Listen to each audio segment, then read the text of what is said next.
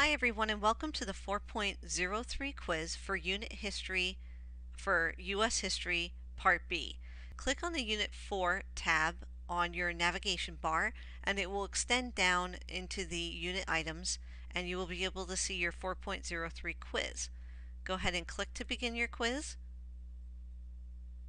Read your reminders and you will open up into the 403 quiz. This quiz is a total of 18 questions long for 1 point each. As you go through the quiz, make sure to save your answers as you go and then at the end submit for grading so it reaches me successfully in the grade book. In this video, I'll be reading the questions and also the question options to help you with your quiz. Number 1, what action prompted British Prime Minister Winston Churchill to declare that an Iron Curtain had fallen across Europe? Eastern European nations united to build an iron wall between Eastern and Western Bloc countries. The United Nations forced an end to the British Empire. The Allies of World War II had taken a stand against the Axis. The Soviet Union had imposed communist governments on the nations of Eastern Europe. Number 2, what policy first committed the United States to the containment of communism? The Truman Doctrine, the Marshall Plan, the Yalta Accords, or the European Recovery Program. Number 3, what organization was formed to provide mutual defense and stop Soviet aggression? The United Nations, the North Atlantic Treaty Organization, Organization of American States, Soviet Non-Aggression Pact. Number 4, what program offered millions of dollars to aid European recovery from World War II? The Marshall Plan, European Economic Plan, the Truman Doctrine, or the Canaan Recovery Plan. Number 5, how did the United States and Great Britain prevent starvation in a democratic German city blockaded by the Soviets? The Bonn Air Operation, the Frankfurt Fly-In, the Berlin Airlift, or the Rhine Relief Program. Number 6, which was a key issue in Truman's run for re-election in 1948? European recovery, the economy and labor, religion, or the elimination of Social Security. Number 7, who won the presidential election of 1948? Harry Truman, Thomas Dewey, Henry Wallace, or Strom Thurmond?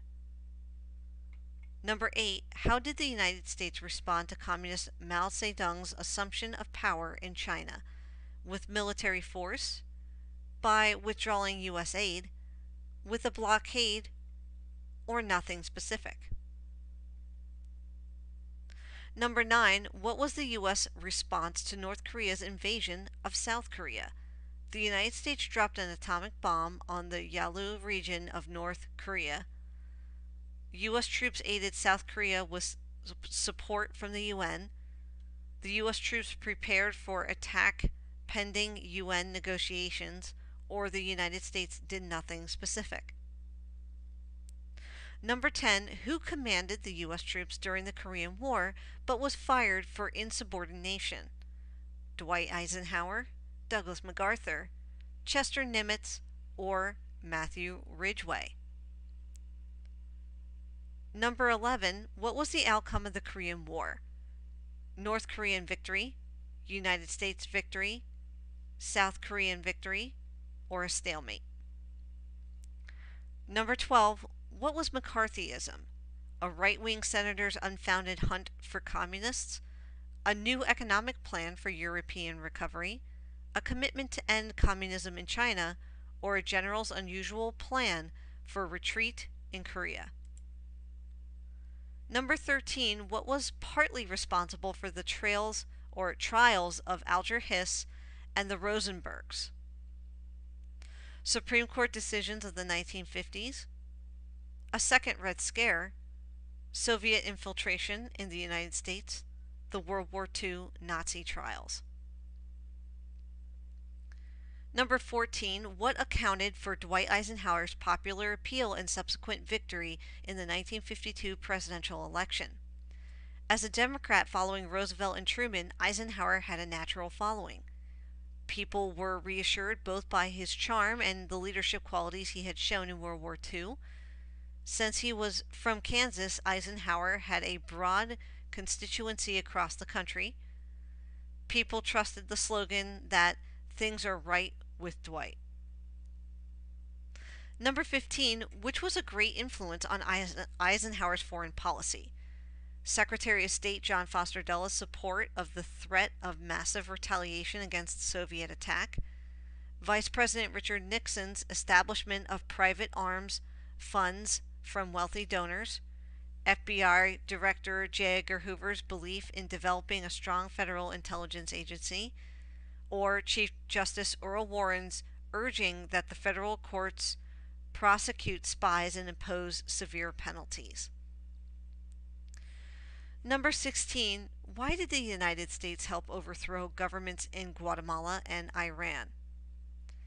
To help the people of those countries who asked for aid, to establish democratically elected governments, to stop the spread of communism, or to establish and support capitalism. Number 17, what did the launch of Sputnik in the Soviet Union and the establishment of the National Aeronautics and Space Administration, or NASA, in the United States signal? The beginning of the space race, a joint effort to reach the moon, a successful United Nations mission, or the need for a nuclear arms treaty.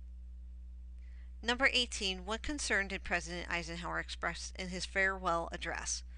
That the Soviets would take over all of Germany, that the United States would not build enough rockets, that the military-industrial complex would become too powerful, or that the war would break out in the Middle East.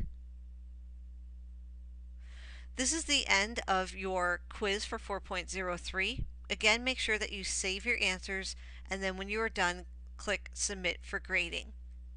If you have any questions, please contact me right away. Good luck on your quiz.